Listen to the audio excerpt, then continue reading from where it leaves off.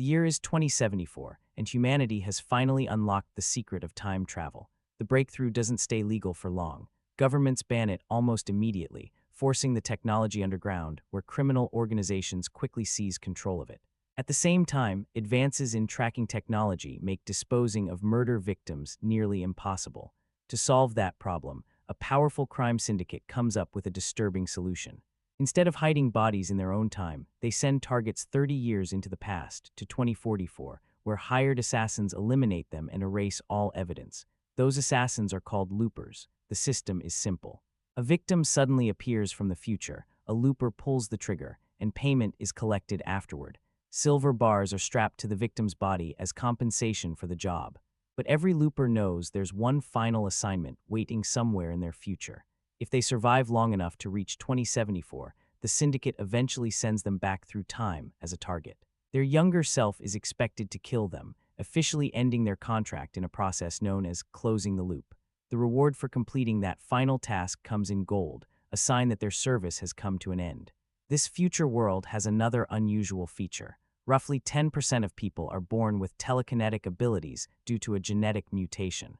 Most of them are barely useful. The majority can do little more than make tiny objects drift through the air for a few seconds. Back in 2044, a looper named Joe stands alone in a remote field outside the city. Pocket watch in hand, he patiently waits for the exact moment his assignment is scheduled to arrive. Seconds later, a man suddenly materializes out of thin air. Without hesitation, Joe fires. The target drops instantly. After confirming the kill, Joe removes the silver bars attached to the body and transports the corpse to a deserted industrial site. There, the evidence is completely destroyed in a furnace. With the job finished, he heads to Looper headquarters and spends part of his earnings stocking up on ammunition. Although Joe lives in a rough and dangerous neighborhood, he enjoys the benefits that come with his profession. He drives an expensive car and moves around town with a confidence most people wouldn't dare show in an area like his. During one drive, he spots fellow Looper Seth arguing with a man who damaged his motorcycle. Seth fires a few warning shots into the air, sending the culprit running. Joe offers him a lift, and Seth climbs into the car. As they travel through the city, Seth casually entertains himself by levitating a coin with his telekinetic ability, proudly showing off one of the few practical uses of his mutation. The pair eventually arrive at a nightclub. Because they're loopers, security immediately grants them access through a private entrance at the back. Inside, Joe goes looking for Susie, a woman he's developed feelings for. She works in the club's adult entertainment business, and Joe often seeks her company whenever he needs an escape from reality. Elsewhere in the building, several loopers gather in a hidden room to celebrate one of their own. The man recently closed his loop by killing the future version of himself. Rather than being disturbed by the experience, he appears completely at peace. In fact, he insists everyone should celebrate the occasion. The night quickly turns into a wild party. Alcohol flows freely, illegal drugs circulate among the crowd, and many of the loopers use a powerful narcotic delivered through special eye drops. For a few hours, they forget about the violent lives they led. Days later, while driving through town, Joe nearly strikes a young boy with his car. He slams on the brakes just in time, narrowly avoiding disaster before continuing on his way. Life soon returns to its usual routine.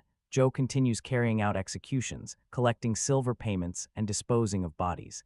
Yet despite the steady work, an uneasy atmosphere begins spreading among the loopers. More and more contracts are ending. Too many loops are being closed in a short period of time, and nobody knows why. One night, Joe is awakened by frantic knocking on his apartment window. Startled, he opens it and finds Seth standing outside in a panic. Joe immediately lets him in. Once inside, Seth reveals something unbelievable. During his latest assignment, the target arrived singing a song from Seth's childhood.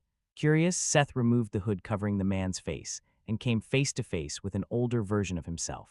According to old Seth, the future has fallen under the control of a mysterious new crime boss known only as the Rainmaker. Since taking power, the Rainmaker has been systematically closing loops across the syndicate. Unable to process what he was seeing, young Seth hesitated. Instead of pulling the trigger, he untied his older self. The moment he was free, old Seth escaped while young Seth stood frozen, incapable of killing his future counterpart. Now Seth has a major problem. Allowing a target to escape is one of the worst violations a looper can commit. Before Joe can fully react, loud pounding erupts from the front door. Syndicate enforcers have arrived. Thinking fast, Joe helps Seth hide inside a concealed compartment beneath the floor, along with his stash of silver. Once everything is hidden, Joe opens the door. Several armed men force their way inside. Leading them is Kid Blue, one of the syndicate's most unpredictable enforcers. The crew tears through the apartment searching for Seth, but finds nothing. Since Joe is clearly connected to the situation, Kid Blue escorts him back to the nightclub for questioning. While they wait, Kid Blue toys with his revolver like a bored child. Joe mocks him for acting immature, which immediately irritates him. Kid Blue responds by aiming the weapon directly at Joe. Then, out of nowhere, a nearby door swings open and smashes into Kid Blue's head. The impact causes him to accidentally pull the trigger, narrowly avoiding a fatal mistake. Not long afterward, Joe is brought before Abe. Abe is a man from the future who oversees the syndicate's operations in 2044. Calm but intimidating, he explains the situation clearly. If Joe refuses to reveal Seth's location, half of his accumulated silver will be confiscated.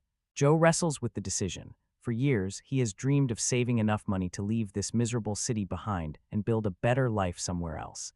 Eventually, that dream outweighs his loyalty. He tells Abe everything he knows. As Abe's men move to handle Seth, events unfold elsewhere. Old Seth continues running for his life through the city. Suddenly, strange scars begin appearing across his arm. The marks form a message, giving him an address and instructing him to arrive within 15 minutes.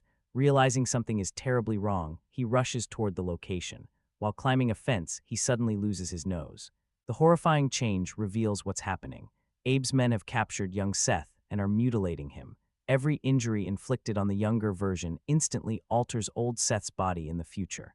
Desperate, old Seth steals a vehicle and races toward the address, but the torture continues. One of his legs suddenly vanishes, causing him to lose control and crash. Moments later, the second leg disappears as well.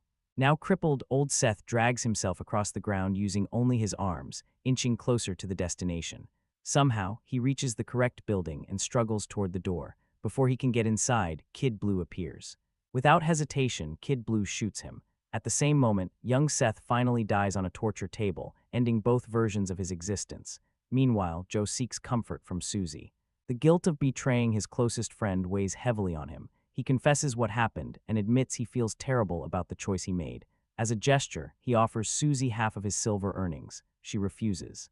Susie understands that money earned through a looper's work always comes with consequences, and she wants no part of it.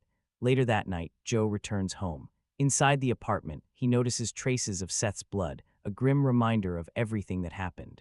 The following morning, Joe heads back to the remote field for another assignment. He checks his watch and waits. The scheduled arrival time passes, then another minute. For the first time in a long while, his target is late. And that has never happened before. Without warning, a man materializes in the field, but something is wrong. Unlike every target Joe has ever seen, this one arrives without a hood over his head and without restraints on his wrists. The moment Joe sees his face, he freezes in shock. Standing before him is an older version of himself. That brief hesitation is all the older man needs. Future Joe turns around just as young Joe finally pulls the trigger. The shot strikes several gold bars strapped to the man's back instead of killing him. Seeing the gold instantly confirms the truth. This is a loop-closing contract. As young Joe scrambles to reload, old Joe reacts first. He hurls one of the gold bars straight at his younger self, then rushes forward and knocks him unconscious with a powerful punch. Several hours later, Joe wakes up in the field with a splitting headache. His older self is gone. Searching himself, he discovers a small note tucked into his pocket. It contains a simple warning: get on a train, leave town, run. Joe has no intention of following those instructions. Instead, he heads straight back to the city. On the way, he destroys his communication device to avoid being tracked. When he finally reaches his apartment building, he immediately notices something is wrong. The front door is already open.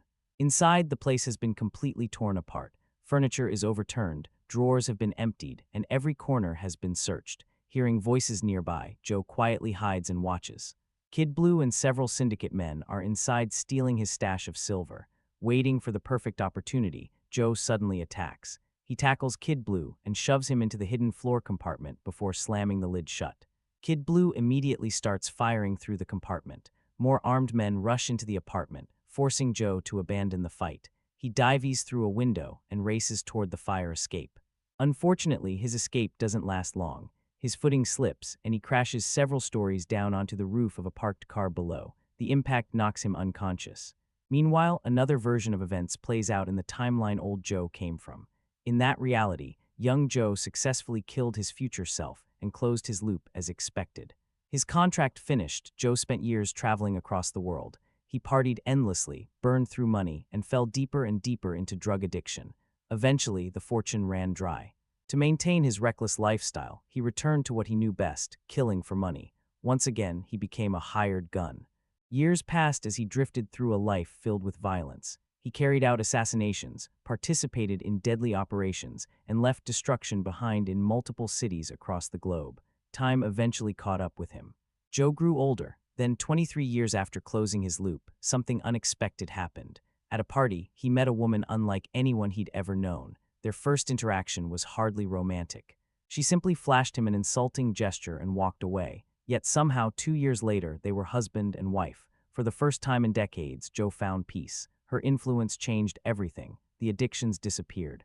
The violence stopped. The hitman lifestyle was left behind. With her support, he finally became the person he never thought he could be. 5 years later, the future looks far darker.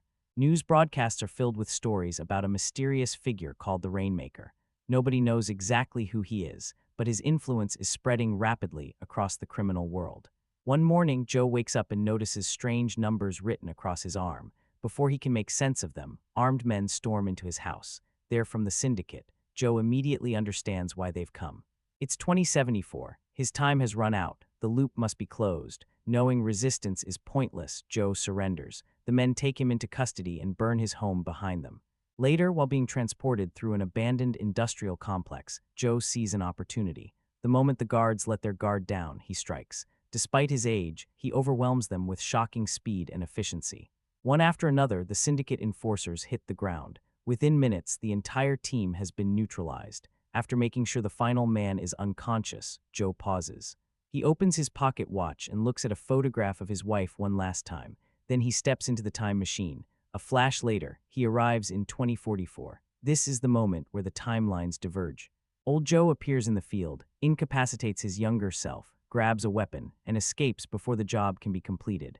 Once free, he stops at a small store to gather supplies. Rather than paying, he intimidates the owner with his gun and takes food and medicine. Soon afterward, something unusual begins happening. Fragments of young Joe's memories start surfacing inside his mind. Because both versions share the same life up to this point, their memories remain connected. Through these flashes, old Joe watches his younger self smash the phone and return to the apartment. Using those visions as a guide, he tracks young Joe's movements through the city. When he spots one of Abe's men watching the apartment from a vehicle, old Joe waits patiently. The second the lookout becomes distracted, old Joe fires. The man drops instantly. Old Joe takes the dead man's weapon and moves toward the building. At that exact moment, young Joe is climbing down the fire escape after escaping from his apartment. As young Joe loses his footing and falls, old Joe shoots another syndicate agent inside the building before rushing over and removing his younger self from the scene. News of the escape quickly reaches Abe. Realizing the situation has become far more dangerous than expected, he removes Kid Blue from direct control of the operation and begins organizing a larger effort to capture both versions of Joe.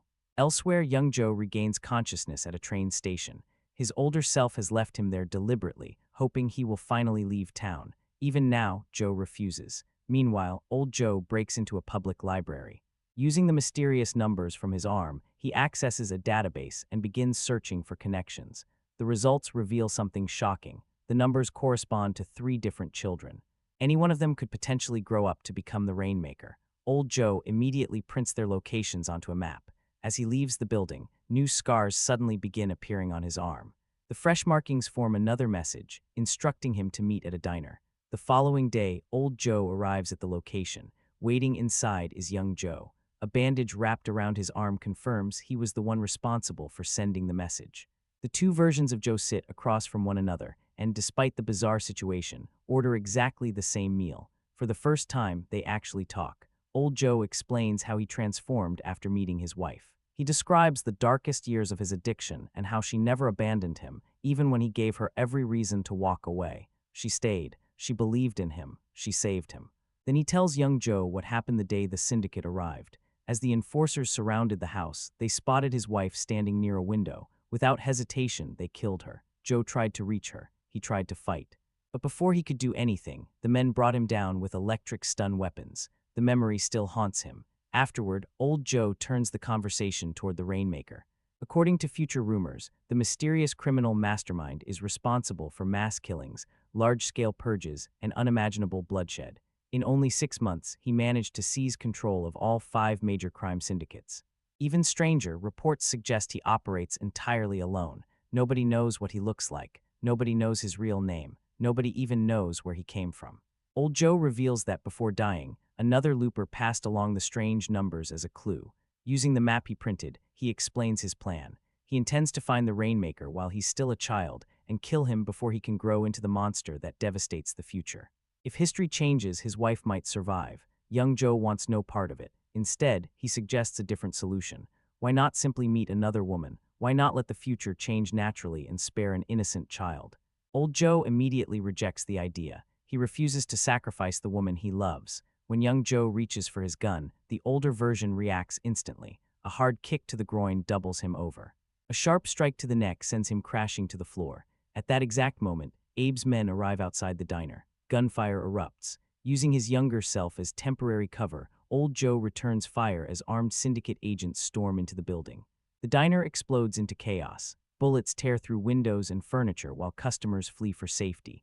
As the firefight intensifies, old Joe finally releases young Joe and tells him to run. While collapsing to the floor, young Joe secretly manages to tear away a section of the map, a small piece, but potentially enough to change everything. As chaos erupts inside the diner, young Joe suddenly turns his weapon on his older counterpart as well. The unexpected attack forces old Joe to dive through a nearby window to avoid being hit. Outside, he disappears before anyone can stop him. Not long afterward, Kid Blue arrives with reinforcements and launches a pursuit across the surrounding countryside. Despite the numbers on their side, keeping up with old Joe proves impossible. He knows how his younger self thinks, and he's experienced enough to stay several steps ahead. Within minutes, he slips away and leaves the search team behind. Once old Joe escapes, the syndicate agents shift their attention to young Joe. Knowing he'll be captured if he stays, Joe steals a hovering motorcycle and speeds through the open fields. The agents immediately follow. After putting some distance between them, Joe abandons the bike and disappears on foot. The empty vehicle continues moving long enough to fool the pursuers, sending them racing after a target that's no longer there. With the heat temporarily off him, Joe examines the torn piece of the map he managed to steal from his older self. One location is still visible. Following the clue, he eventually arrives at an isolated farm in the middle of nowhere. The property belongs to a woman named Sarah, who lives there with her young son, Sid. As Joe cautiously sneaks around the area, Sarah notices movement. She emerges from the house carrying a firearm and loudly warns whoever is out there to stay away from her property. Not wanting to reveal himself yet, Joe retreats into the tall grass and watches from a distance. Hours pass. As the day drags on, Joe begins suffering from severe withdrawal symptoms. Years of drug use are finally catching up with him, and without access to his usual supply, his condition steadily worsens. Meanwhile, back in the city, Abe has run out of patience. Furious over the failed operation, he confronts Kid Blue. The punishment is brutal. First, Abe takes away Kid Blue's gun. Then, without hesitation, he smashes Kid Blue's hand with a hammer, making it clear that failure has consequences. Later that evening, Sarah hears a suspicious sound outside her home. Thinking an intruder has returned, she grabs her weapon and fires toward the noise. As she cautiously investigates, she suddenly loses her footing and falls. Seeing what happened, Joe finally leaves his hiding place to help. The supposed threat turns out to be nothing more than a wandering drifter. The man immediately flees after spotting Joe's gun. The situation ends harmlessly, but Joe is in no condition to continue. His withdrawal symptoms overwhelm him. He vomits and collapses to the ground. Sarah refuses to let him pass out completely. She repeatedly slaps him awake while demanding answers. Sid also comes outside and quietly offers Joe some water. Back in the city, both versions of Joe have become wanted men. Police and syndicate agents are searching everywhere, forcing old Joe to take shelter underground in the sewer system. As he hides, flashes of young Joe's memories continue surfacing inside his mind. One vision shows Sarah slapping his younger self. To keep himself focused, old Joe repeatedly stares at the photograph of his wife, desperately trying to preserve the memories that matter most. The next morning, young Joe wakes up inside Sarah's barn. His hands are restrained. A short time later, Sarah arrives carrying the keys while keeping her weapon trained on him. She unlocks the cuffs and orders him to leave immediately. Joe refuses. Instead, he pulls out the map fragment containing the mysterious numbers. The moment Sarah sees them, her expression changes completely. Without warning, she fires. The bullet strikes Joe in the shoulder. At the exact same moment, a matching scar appears on old Joe's body due to the strange connection between their timelines. Demanding answers, Sarah presses Joe for an explanation. Fortunately, she already understands what loopers are and how time travel works. Joe doesn't need to explain the basics. Instead, he gets straight to the point. His older self believes her son is connected to a dangerous future and intends to kill him. Sarah then reveals something surprising. The numbers on the map aren't random at all. They're actually Sid's birth date combined with the identification code of the hospital where he was born. She also explains that 2 other boys were born in the same hospital on the same day. That means old Joe's list contains 3 possible candidates, and he's likely hunting them one at a time. Elsewhere, old Joe tracks down the first child on the list. He watches from a distance, struggling with what he's about to do. For a brief moment, doubt creeps in, then he pulls the trigger. The child dies. Afterward, old Joe leaves the house and breaks down emotionally. The murder accomplishes nothing. His memories remain exactly the same. The future hasn't changed. He has just killed an innocent child for no reason. Back at the farm, Sarah finally decides Joe may be useful. Since old Joe could arrive at any time, she allows young Joe to stay and help protect Sid. She also treats his shoulder wound. That night after Sarah goes to bed, Sid spends some time talking with Joe.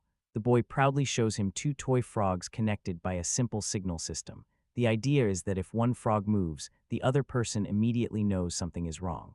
Joe is impressed by the clever setup. During their conversation, Sid reveals something unexpected. Sarah isn't his real mother. At least that's what he believes. He says he remembers another woman from when he was very young. According to him, she died when he was still a baby. What troubles him most is the feeling that he should have been able to stop it. The next morning, Joe gives one of the toy frogs to Sarah and tells her what Sid shared with him. Sarah finally explains the truth. She actually is Sid's biological mother. Years ago, her life in the city was unstable and dangerous. Believing she couldn't provide the future her son deserved, she left him at the farm with her sister. Sid grew up believing his aunt was his real mother, while Sarah remained in the background. Joe suggests she should tell Sid the truth. Sarah immediately shuts the idea down. She isn't ready for that conversation. Later in the day, Sarah helps Sid with his schoolwork. Everything seems normal until the subject of family comes up again. Suddenly, Sid loses his temper. He insists Sarah isn't his mother and warns her to stop lying before she ends up dead like the other woman. The outburst quickly escalates. He shoves Sarah away. Then something terrifying happens. The house begins shaking. Furniture rattles. Windows tremble. As Sid's anger spirals out of control, it becomes clear that his telekinetic abilities are far beyond anything normally seen in this world.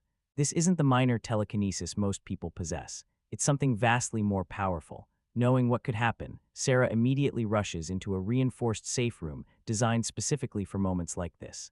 Eventually, Sid calms down. The violent shaking stops. Later, Sarah checks on him and the boy sincerely apologizes for losing control. Their quiet moment doesn't last long. A knock suddenly echoes through the house.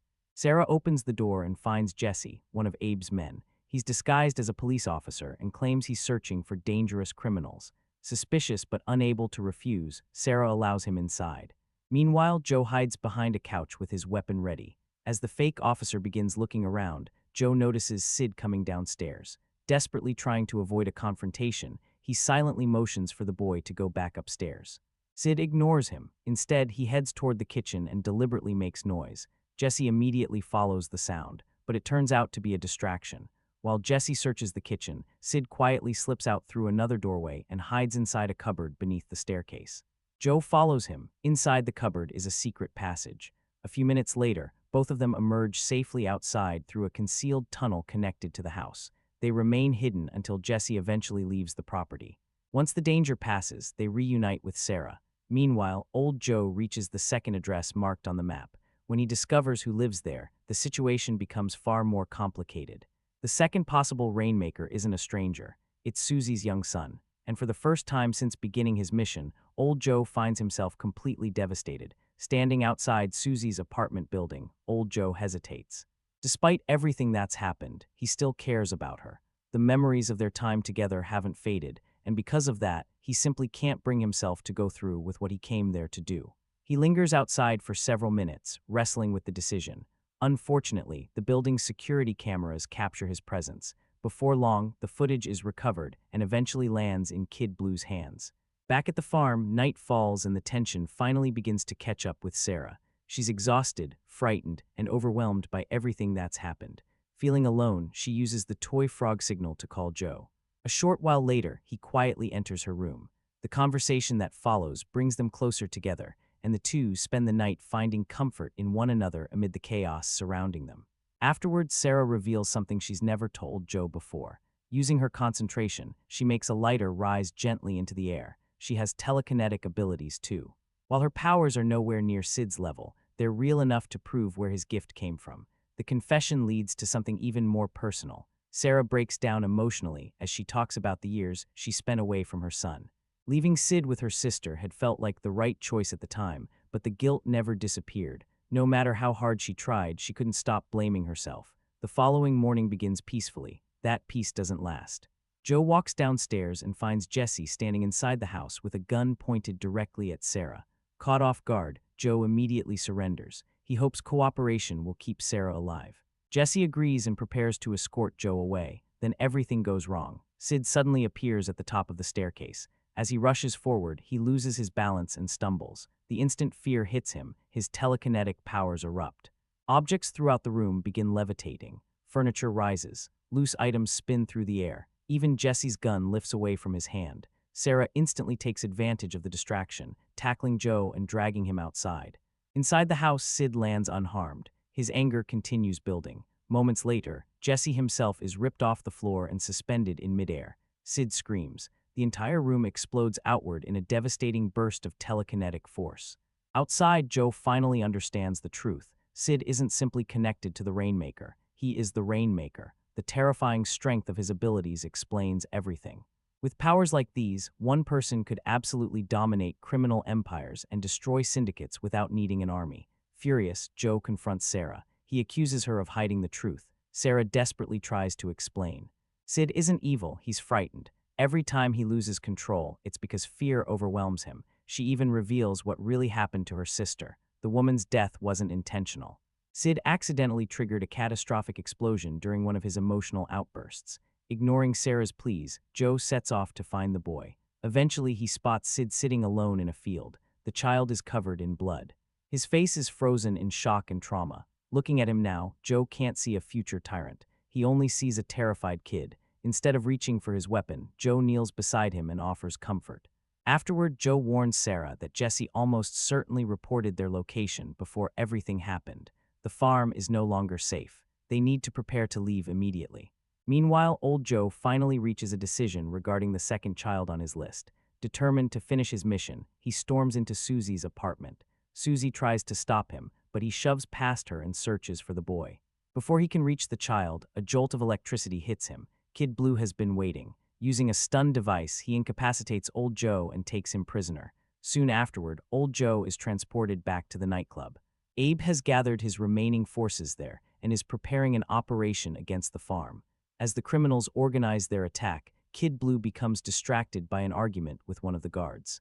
Old Joe immediately sees an opportunity. He strikes without hesitation. A powerful kick drops the guard. Kid Blue is thrown backward. Old Joe grabs a weapon and shoots him with it. The nightclub instantly erupts into chaos.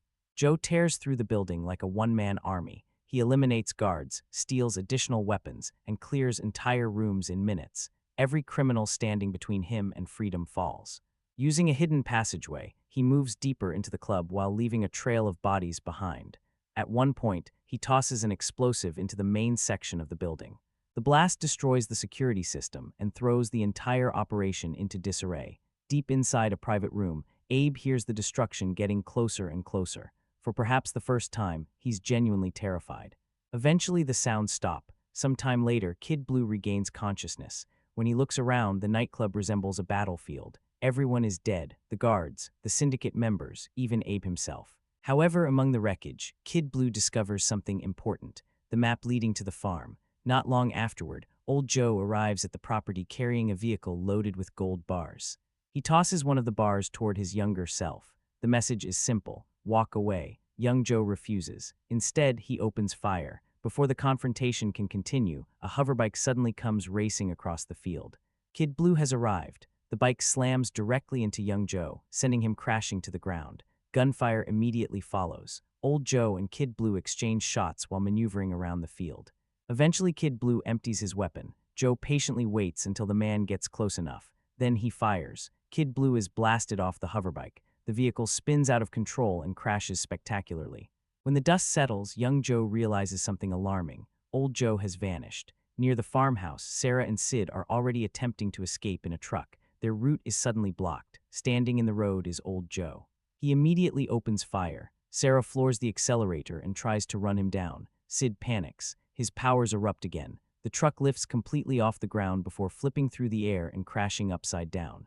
Miraculously, both Sarah and Sid survive. They scramble from the wreckage and run into the fields. Old Joe follows relentlessly, firing as he advances. One bullet grazes Sid's cheek. The injury is enough. Sid loses control.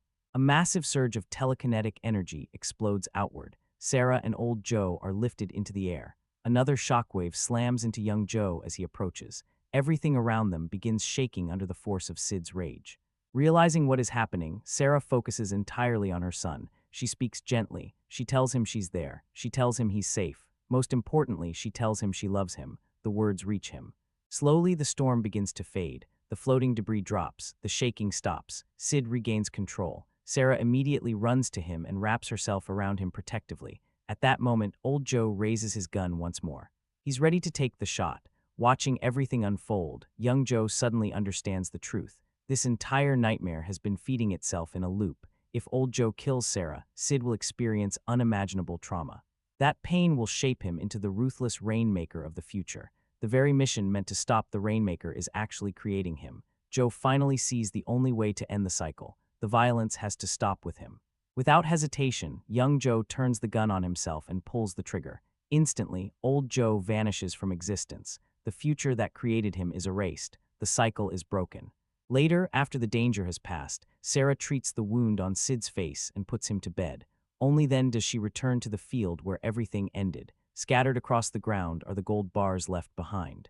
Among them, she finds Joe's pocket watch. Holding it in her hands, she pauses for a final moment of reflection. Then, with quiet sadness, she says goodbye to the man who gave his life to save her son. Looper is one of those movies that's almost impossible to have a completely neutral opinion on. Seriously, whenever this film comes up, the conversation usually goes one of two ways. Someone starts talking about how it's one of the smartest science fiction films of the last couple of decades, and then somebody else jumps in to explain why the entire plot falls apart the moment you think about it for more than 5 minutes. And honestly, I kind of understand both sides. What's interesting is that Looper wasn't one of those movies that arrived quietly and disappeared. It generated a lot of excitement before release. People were talking about it as this fresh, original sci-fi thriller at a time when a lot of big studio science fiction was leaning heavily on sequels, franchises, and familiar formulas. Then audiences finally saw it and the reaction was complicated. A lot of viewers absolutely loved it. They saw a film packed with ideas, not just one big science fiction concept, but several. Time travel, crime syndicates, destiny, telekinesis, family, sacrifice, fate.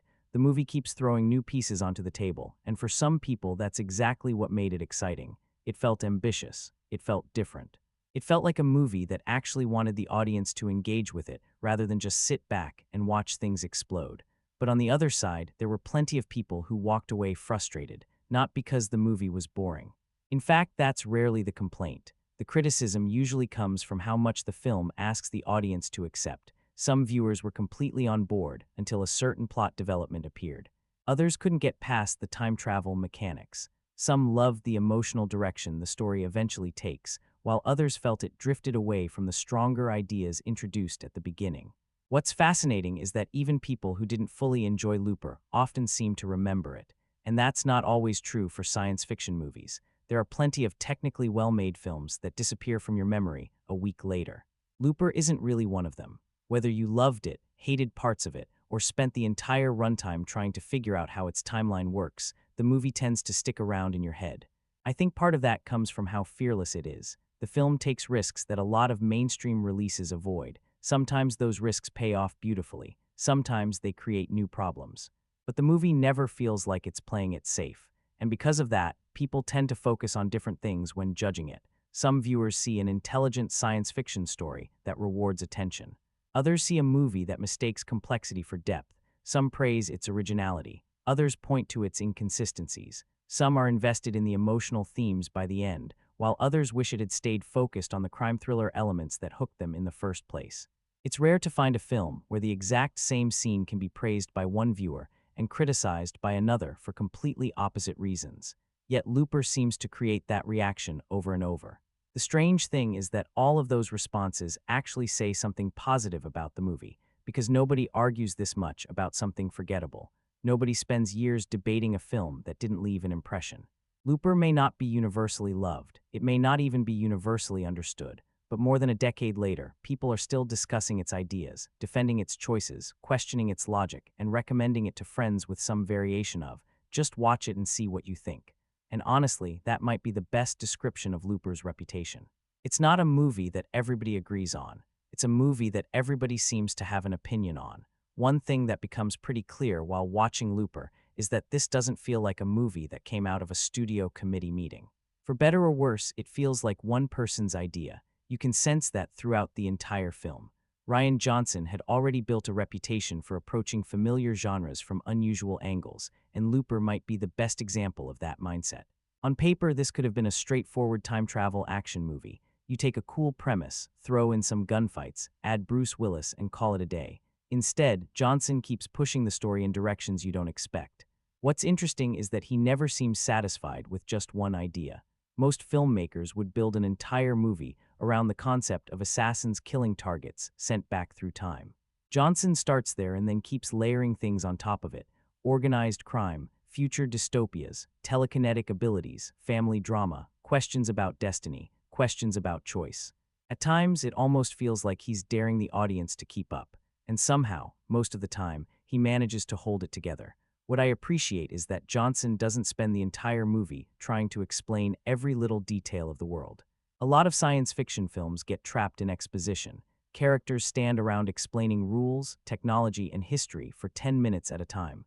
Looper usually avoids that. Instead, the world reveals itself through conversations, small details, and observations. You gradually piece things together rather than having everything handed to you. It makes the setting feel lived in, instead of constructed solely for the audience's benefit.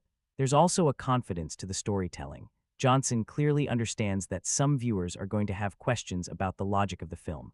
The movie even seems aware of those questions. There are moments where characters basically acknowledge that trying to solve every time travel paradox isn't the point. That approach won't work for everyone, obviously. Some people see it as clever.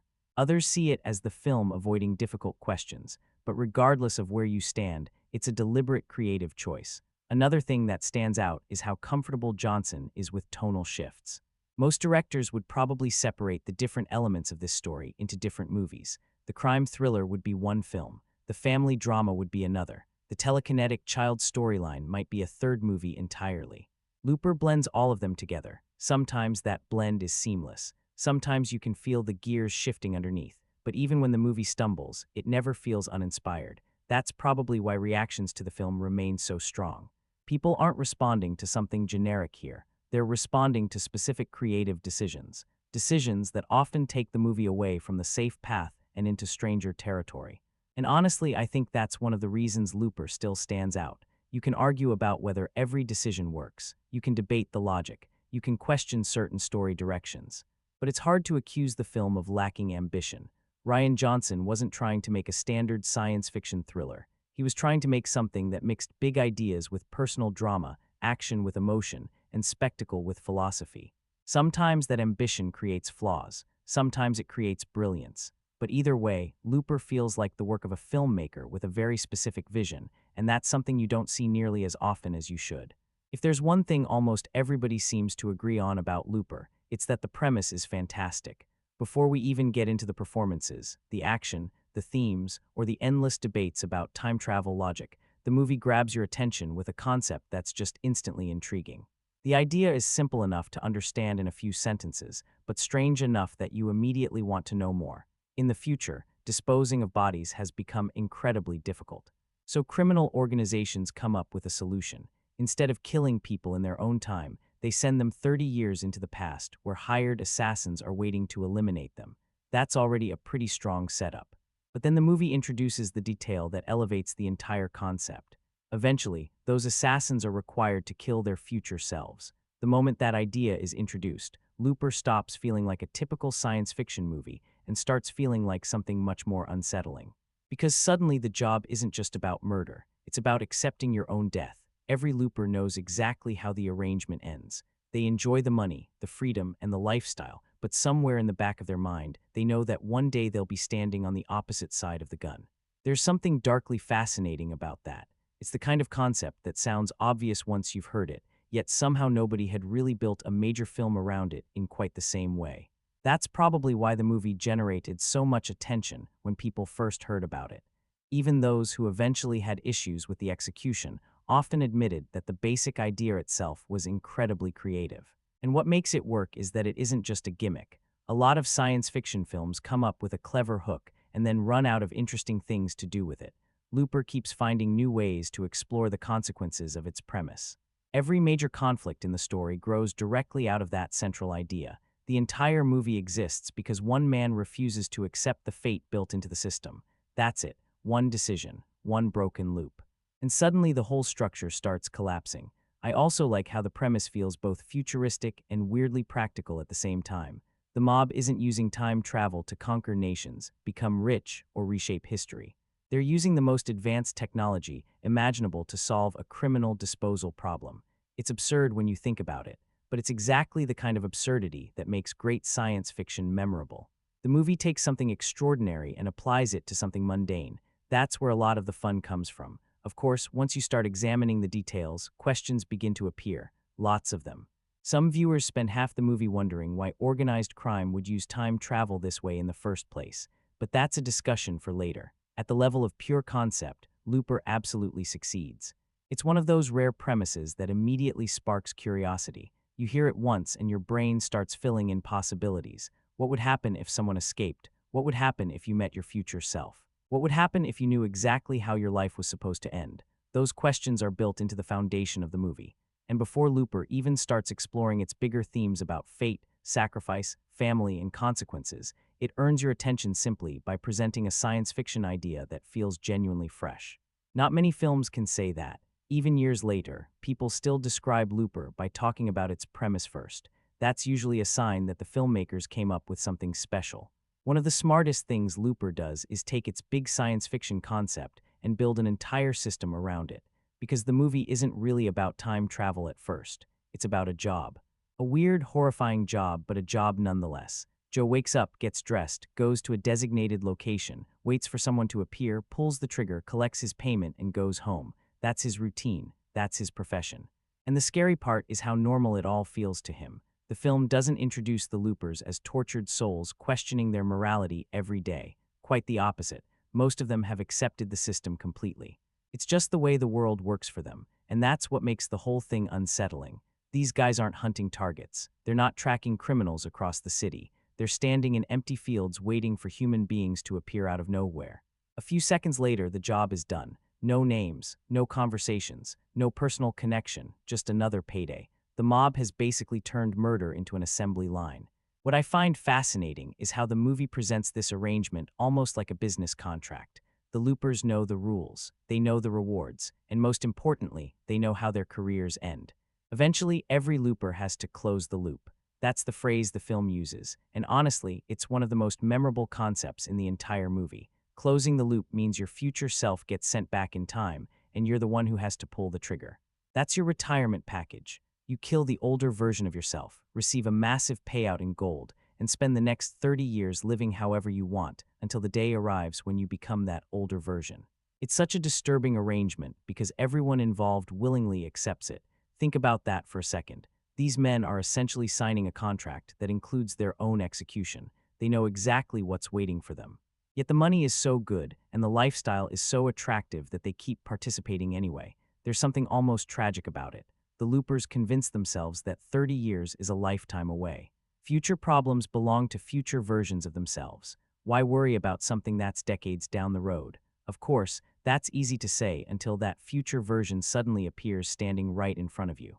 And that's where the entire system starts breaking down, because the system only works if everyone follows the rules.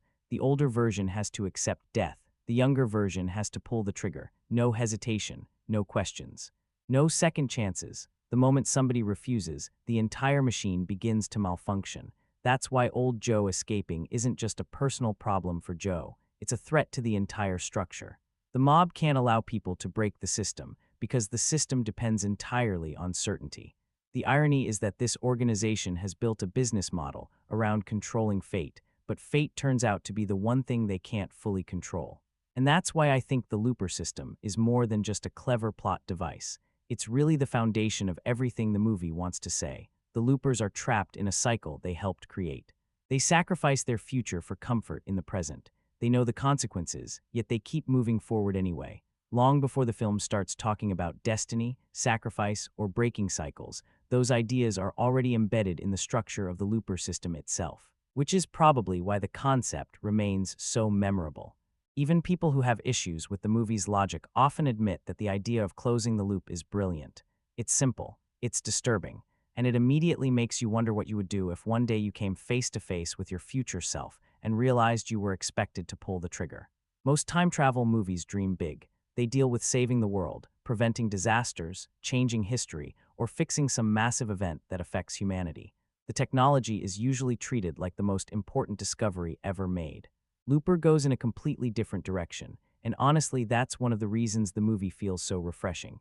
The first thing Rian Johnson asks isn't, how would governments use time travel, or how would scientists change civilization? Instead, he asks a much stranger question. What would criminals do with it? The answer is surprisingly simple. They'd use it to solve problems, permanent problems. In the future world of Looper, getting rid of bodies has apparently become incredibly difficult. Technology has advanced to the point where murders are much easier to track, evidence is harder to erase, and disappearing someone isn't nearly as simple as it used to be. So organized crime comes up with a workaround. If you can't hide a body in your own timeline, send it somewhere else. It's darkly funny when you think about it. Humanity develops one of the most revolutionary technologies imaginable, and the mob uses it like an expensive waste management service. That's exactly the kind of twisted logic that makes the premise memorable. The movie doesn't spend a huge amount of time explaining every detail of the criminal operation, but it gives us enough to understand how it functions. There are bosses, middlemen, hired guns, rules, payments, punishments, and a system built entirely around efficiency. Nobody asks questions. Nobody wants complications. Everything runs smoothly until someone breaks protocol. What's interesting is how casually everyone accepts this arrangement. The Loopers aren't acting like they're participating in some unbelievable scientific breakthrough. To them, it's just business. The time machine exists, targets arrive.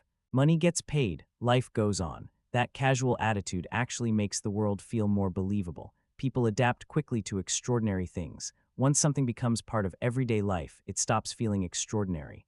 The characters treat time travel the same way people treat delivery services or banking systems. It's just another tool, a very dangerous tool, but still a tool. The criminal structure surrounding the Loopers also adds tension to the story because it creates consequences beyond the time travel mechanics. Joe isn't only dealing with paradoxes and alternate futures. He's dealing with mob bosses, enforcers, and people who become very angry when expensive systems stop working. That's where characters like Abe come into play. He's not some cartoon villain obsessed with world domination. He's essentially a manager trying to keep a complicated operation functioning. When loops aren't closed and people escape, his job becomes a nightmare. And because the organization values control above everything else, mistakes are treated harshly, very harshly. The film uses that criminal pressure effectively. It keeps the story grounded even when the science fiction elements become increasingly complicated. At its core, there are still dangerous people trying to protect their business interests. Of course, the more you think about the mob's strategy, the more questions start appearing. Why use time travel only for this purpose? Wouldn't criminal organizations find countless other ways to exploit such a powerful invention? Probably. That's one of the recurring criticisms of the movie. The entire operation begins to look less practical the longer you analyze it. But during the film itself, it works because the idea is so creatively twisted. There's something fascinating about seeing a futuristic technology used in such a mundane and brutal way. The movie takes an incredible scientific achievement and reduces it to a criminal shortcut. And somehow, that makes the world feel even darker, because it suggests that no matter how advanced society becomes, some people will always find a way to use progress for profit.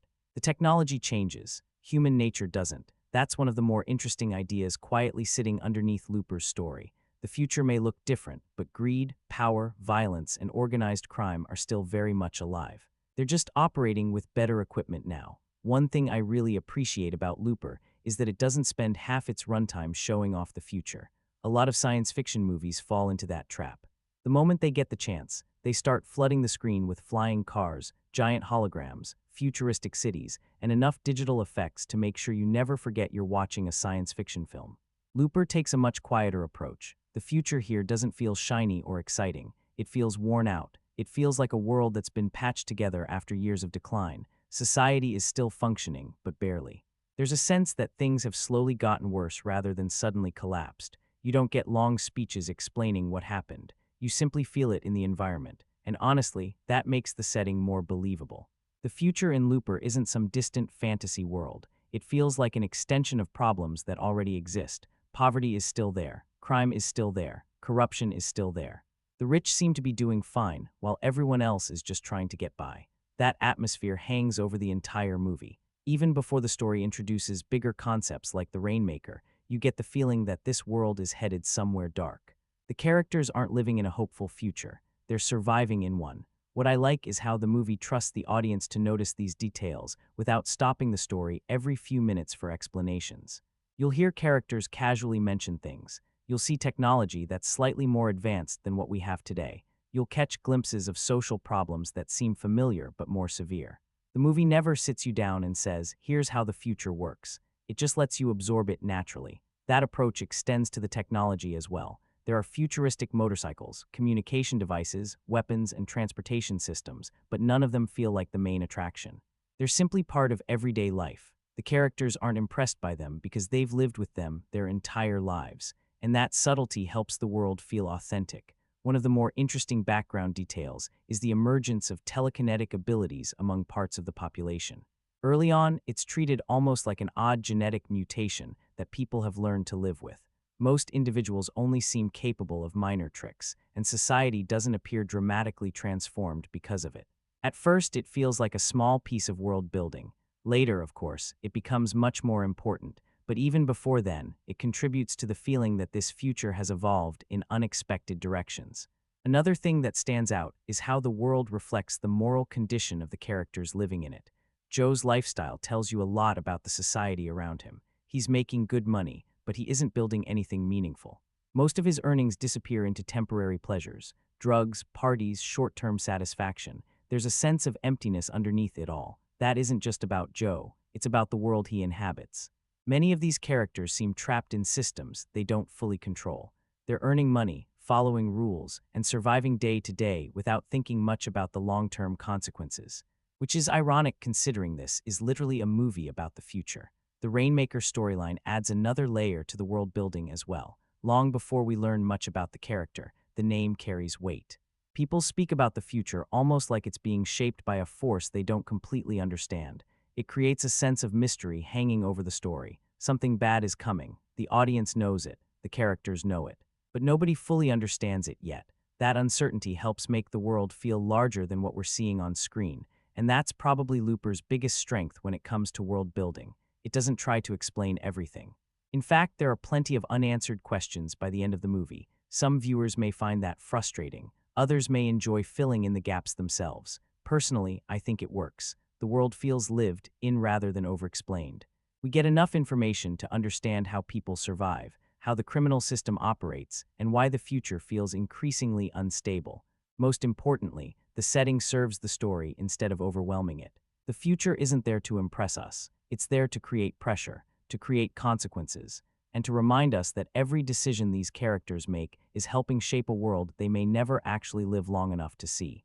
Before Looper becomes a story about destiny, sacrifice, time paradoxes, or saving the future, it's really a story about a guy who's gotten far too comfortable with a terrible job, and that guy is Joe. One of the smartest things the movie does early on is show us just how normal this life has become for him. Joe isn't introduced as a conflicted antihero wrestling with morality. He isn't losing sleep over the people he kills.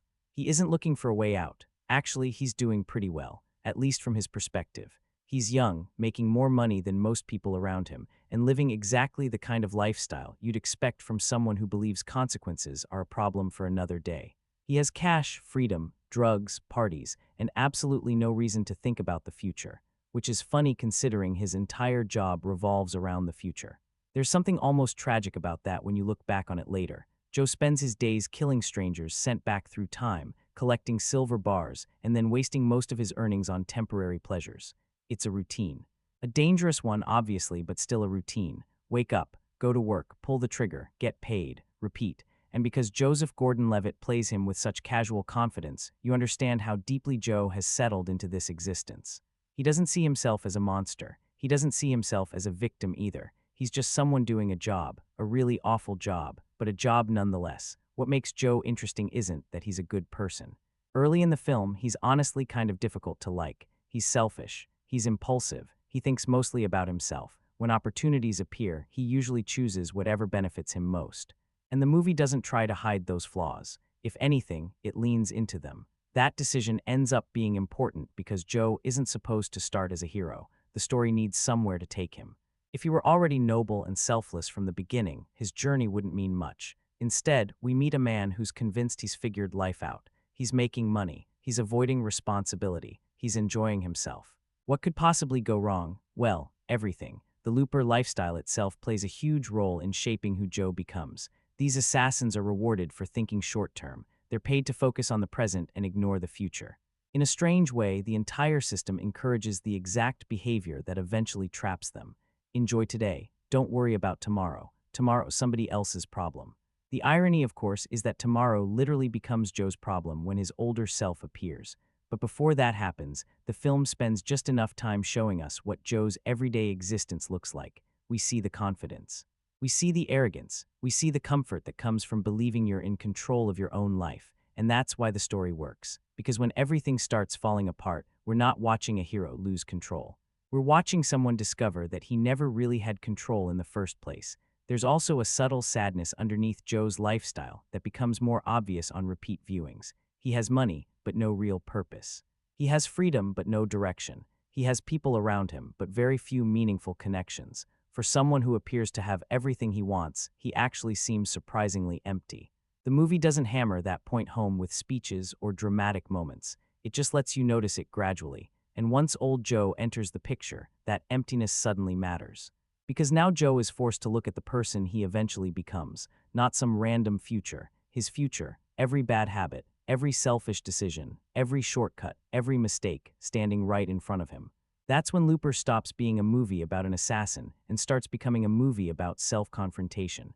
But for that transformation to work, the film first has to establish Joe exactly as he is at the beginning: flawed, comfortable, self-centered, and completely unaware that his entire life is about to unravel. It's a strong character introduction because it gives the movie somewhere to go. Joe isn't introduced as the person he's meant to become. He's introduced as the person who still has a lot to learn, and that makes the journey far more interesting. The moment Looper goes from an interesting science fiction movie to a genuinely fascinating one is when it stops being about the system and starts being about Joe fighting. Joe, because that's really the heart of the entire film. Not the mob, not the rainmaker, not even the time travel mechanics. It's one man at two completely different stages of life looking at each other and realizing neither likes what they see. On paper, young Joe and old Joe should be the same person. They share the same memories, the same experiences, and the same history. But when they finally come face to face, they feel like strangers. And honestly, that's one of the most relatable things in the movie. Not the time travel part, obviously. The idea that if you met a version of yourself from 30 years in the future, you might not agree on anything. Young Joe thinks old Joe is reckless. Old Joe thinks young Joe is immature. Young Joe believes he's in control of his future. Old Joe already knows how badly things can go wrong. The beauty of their conflict is that neither one is completely right, and neither one is completely wrong. Old Joe's motivations are understandable. He lost the person who gave his life meaning. From his perspective, everything he's doing is driven by love and grief. He's not trying to take over the world. He's trying to undo a tragedy. The problem is that he's willing to do almost anything to make that happen, and that's where things get uncomfortable. Because as the story progresses, old Joe becomes increasingly willing to cross moral lines that even young Joe struggles with. He starts viewing people as obstacles. Future possibilities become targets. The mission becomes more important than the consequences. What's fascinating is that the audience can still understand him. You don't have to agree with old Joe to see why he's making these choices. In a lesser movie, one version would simply become the villain and the other the hero. Looper doesn't really do that. Instead, it creates a clash between two different philosophies. Young Joe represents selfishness without perspective. Old Joe represents perspective without restraint. One lacks wisdom, the other lacks limits. And when those two mindsets collide, every scene between them becomes compelling. Some of the best moments in the film aren't action scenes at all. They're conversations, arguments. Two men trying to convince each other that they're right while secretly realizing they probably would have made the exact same choices under similar circumstances. There's even something tragic about the whole situation. Old Joe keeps trying to save his future. Young Joe keeps trying to protect his present. Neither fully understands that they're trapped in the same cycle. And because they're the same person, every conflict becomes personal in a way that's impossible for a traditional hero versus villain story to achieve. When Joe is fighting old Joe, he's really fighting his own future, his regrets, his fears, his potential, even his own nature. That's why the movie works best when it focuses on them. The larger plot is important, sure. The Rainmaker mystery matters, the future matters, the criminal underworld matters, but the emotional core of Looper is watching one man confront the person he eventually becomes and asking a question most people never have to face. If you could see exactly who you're going to become 30 years from now, would you be proud of that person? Or would you try to stop them? That's the question sitting underneath every scene between young Joe and old Joe. And it's what elevates the film beyond being just another clever time travel thriller. The science fiction premise may get people interested in Looper, but the conflict between these two versions of Joe is what keeps the story emotionally engaging all the way through.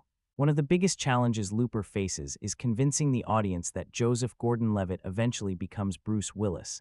That's not an easy task. Forget the makeup for a moment. Forget the prosthetics. Forget the altered facial features.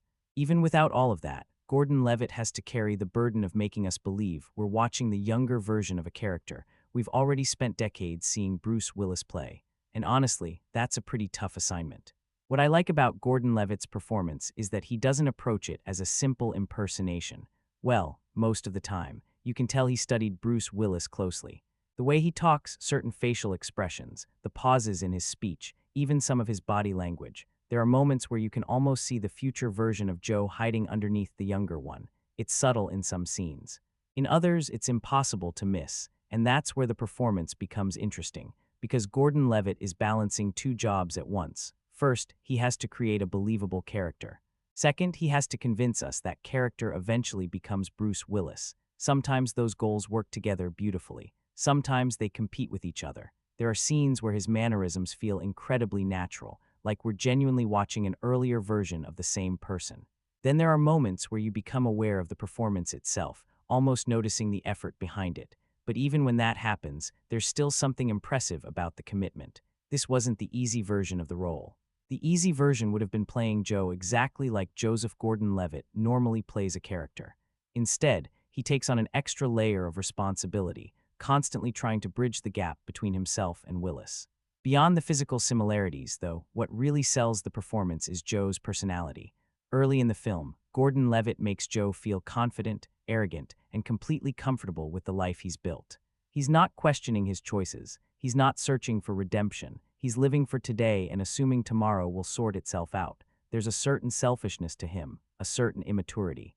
And Gordon-Levitt leans into those qualities without trying to make Joe more likable than he actually is. That's important. A lot of movies are afraid to let their protagonist be flawed. Looper isn't. Joe can be reckless. He can be cold, he can be self-serving. At times, he's even frustrating. But he always feels human. And because of that, when the story starts forcing him to confront bigger questions about responsibility, sacrifice, and consequences, the character's growth feels earned rather than manufactured. Another thing I appreciate is how Gordon-Levitt handles the film's more complicated scenes.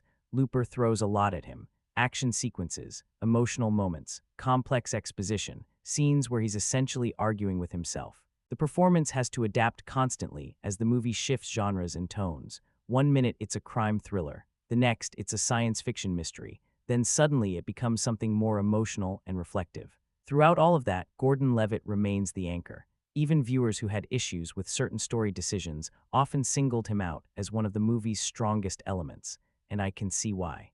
Because regardless of how you feel about the time travel logic, the telekinesis storyline, or the various twists, the film needs someone capable of holding all those pieces together. Gordon-Levitt does exactly that. Now, whether he completely convinces everyone that he's a young Bruce Willis is another conversation entirely. Some people buy it, others never do, but that's less about the performance and more about the challenge itself. The reality is that he's asked to accomplish something incredibly difficult, and for the most part, he pulls it off. By the end of the film, you stop thinking about Joseph Gordon-Levitt trying to become Bruce Willis. You start thinking about Joe, and honestly, that's probably the biggest compliment you can give the performance, because beneath all the makeup, all the mannerisms, and all the science fiction concepts, he creates a character that's compelling enough to stand on his own. And that's what ultimately makes the performance work. Bruce Willis has played a lot of tough guys over the years. By the time Looper came out, audiences already knew exactly what they were getting when his name appeared on a poster. The sarcastic action hero, the guy with a gun, the guy who somehow survives impossible situations while looking annoyed the entire time. And to be fair, Looper definitely gives him opportunities to do some of that. There are shootouts. There are chases. There are moments where old Joe feels like the most dangerous person in the room. But what surprised me is that the role asks for more than just the usual Bruce Willis routine. Old Joe isn't simply a hardened killer. He's a man who's already lived through the consequences of the choices young Joe hasn't made yet. That's what makes the character interesting. When we first meet him, he's carrying something young Joe doesn't fully understand: experience, regret, loss. He's already seen where this road leads. And unlike most time travel stories where the older version exists mainly to provide information, old Joe arrives with a mission. He's not there to explain the future. He's there to change it. That immediately creates tension because his goals aren't clean or heroic. In fact, the more the movie unfolds, the more uncomfortable some of his decisions become. What's fascinating is that Willis never plays old Joe like a traditional villain. He isn't evil. He isn't power-hungry. He isn't trying to conquer anything. He's grieving. Everything he does comes from the loss of his wife, and that motivation makes even his worst choices understandable. Not acceptable, just understandable. And I think that's where Willis does some of his best work in the film. Because underneath all the violence, there's a constant sense of desperation. Old Joe isn't fighting because he enjoys it. He's fighting because he believes he has one chance to prevent the thing that destroyed his life. That emotional foundation gives weight to every decision he makes. There's a scene early on where he tries explaining his perspective to young Joe, and you can feel the frustration underneath the words. He's talking to someone who technically should understand him better than anyone else in the world, yet they couldn't be further apart. That's one of the ironies of the character. Nobody should understand old Joe more than young Joe. Nobody understands him less. Willis handles that conflict really well because he doesn't overplay it. The performance is surprisingly restrained for most of the movie. He lets the determination speak for itself. You never doubt that old Joe will do whatever it takes, and that's where the character becomes increasingly tragic. The more determined he becomes to save the future he wants, the more damage he's willing to cause in the present. At some point, you start wondering whether he's actually preventing a tragedy or creating one. The film intentionally blurs that line, and because Willis commits fully to the emotional side of the character, the audience stays invested even when old Joe starts making morally questionable decisions. Another thing worth mentioning is how much energy Willis brings to the role. A lot of people pointed out that this felt like one of the last times they saw Bruce Willis genuinely engaged in a performance. Whether that's completely fair or not is up for debate, but there's definitely a noticeable level of commitment here. He feels present, focused, invested in what the character is going through. That makes a difference.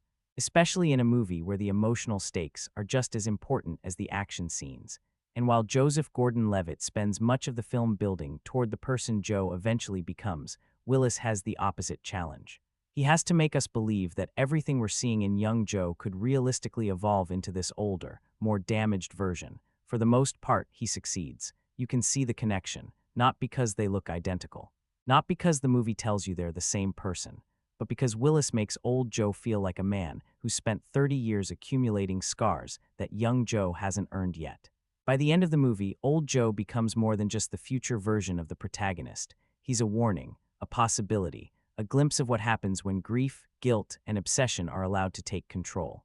And Bruce Willis gives that idea the kind of weight it needs. Without him, the central conflict wouldn't work nearly as well. With him, old Joe becomes one of the most memorable parts of the entire film.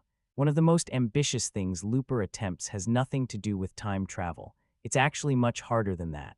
The movie asks you to believe that Joseph Gordon-Levitt and Bruce Willis are the same person, not brothers. Not relatives, not people with similar personalities. The exact same human being, separated by 30 years. And that's a massive challenge because audiences already know what both actors look like. It's not like introducing an unknown performer and saying, "Trust us, this is a younger version." These are two instantly recognizable faces, so from the very beginning, the film is fighting an uphill battle. What's interesting is how seriously it takes that challenge. Most movies would probably just cast a younger actor, mention they're the same character, and move on. Looper goes much further. Gordon-Levitt underwent extensive makeup work designed to reshape parts of his face and bring his features closer to Bruce Willis's. You notice it immediately. Sometimes that's a good thing, sometimes it's a problem. There are moments where the transformation is genuinely impressive. Certain angles, expressions, and mannerisms create brief flashes where you can actually buy the illusion. You can see pieces of Bruce Willis emerging through Gordon-Levitt's performance. Then there are other scenes where the makeup becomes the thing you're paying attention to. Instead of thinking about Joe, you're thinking about the prosthetics. And that's where opinions on this aspect of the movie really split. Some viewers appreciated the effort and thought it helped sell the concept. Others found it distracting throughout the entire film. A few even felt that Gordon-Levitt looked less like Bruce Willis and more like an entirely different actor altogether. Honestly, I can understand both reactions, because this isn't really a makeup issue, it's an expectation issue. The movie is asking the audience to bridge a very large gap, and no amount of prosthetics was ever going to completely solve that. What ultimately matters more is the acting, and this is where Looper starts winning people over. Because Gordon-Levitt doesn't just try to look like Bruce Willis, he studies him. The speech patterns, the pauses, the facial expressions, the way he carries himself. You can tell there's a conscious effort to create continuity between the two performances. Likewise, Bruce Willis doesn't feel disconnected from the younger version of Joe. Even though they're approaching the character from different stages of life, there's enough overlap in their behavior that the relationship starts feeling believable. Not perfect, but believable. And honestly, that's probably the best outcome the movie could hope for. The reality is that nobody watches Looper and genuinely forgets they're looking at two different actors. That's impossible. The goal isn't complete illusion. The goal is emotional acceptance. At some point, the audience stops focusing on whether the noses match or whether the jawline is convincing enough. You start focusing on the story. You start accepting that these two men represent different chapters of the same life. That's when the film succeeds. Because once the conflict between young Joe and old Joe gains momentum, the physical differences become less important than the emotional similarities. You begin seeing the connection through their decisions, their fears, their regrets, their stubbornness. Their ability to justify terrible choices. That's where the real resemblance exists, not in the makeup, not in the facial structure, but in the character itself. In a strange way, Looper understands something that a lot of films about aging don't.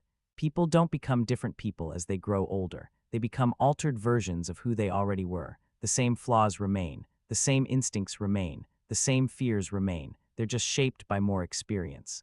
And that's exactly what young Joe and old Joe feel like. Not identical copies, not perfect matches, just two versions of the same person who ended up taking different emotional journeys through the exact same life. The fact that so many people still discuss this casting choice years later is probably proof that it worked more often than it didn't. Because whether you were convinced by the transformation or distracted by it, you were thinking about it. And in a movie built around the idea of confronting your future self, that's actually pretty important. Now we get to the part of Looper that has probably caused more debates than anything else in the movie. The time travel, not the action. Not the ending, not the telekinetic kid. The actual mechanics of how this world is supposed to work. And honestly, your enjoyment of Looper might depend heavily on how much you're willing to let slide. Because this is one of those films where the more you analyze the timeline, the more complicated things become. What's funny is that Looper seems fully aware of this. There's a moment in the film where the characters basically acknowledge that sitting around trying to map out every paradox would take all day. It's almost like Rian Johnson is looking directly at the audience and saying, "Trust me, this isn't the road you want to go down." And he's probably right, because once you start pulling on certain threads, the entire sweater begins to unravel. The biggest source of discussion is the relationship between young Joe and old Joe.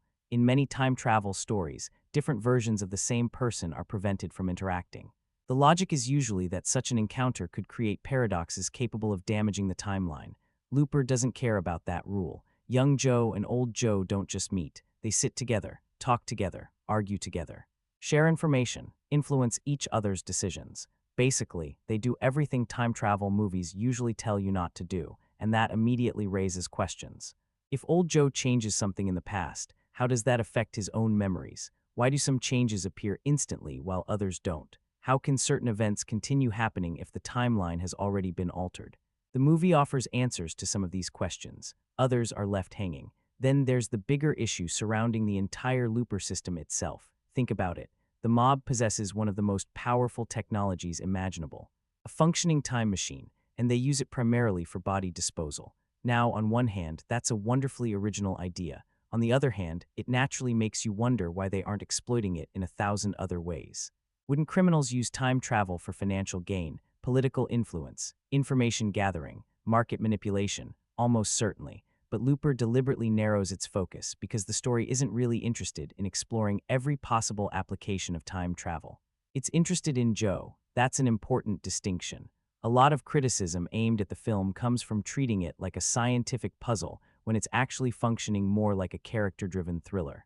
That doesn't mean the criticism is invalid. There are absolutely plot holes here. There are moments where the logic feels shaky. There are questions the movie either can't answer or chooses not to answer.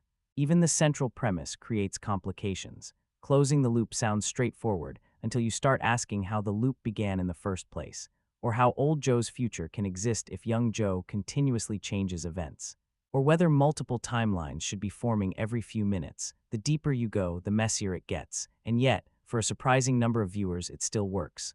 Why?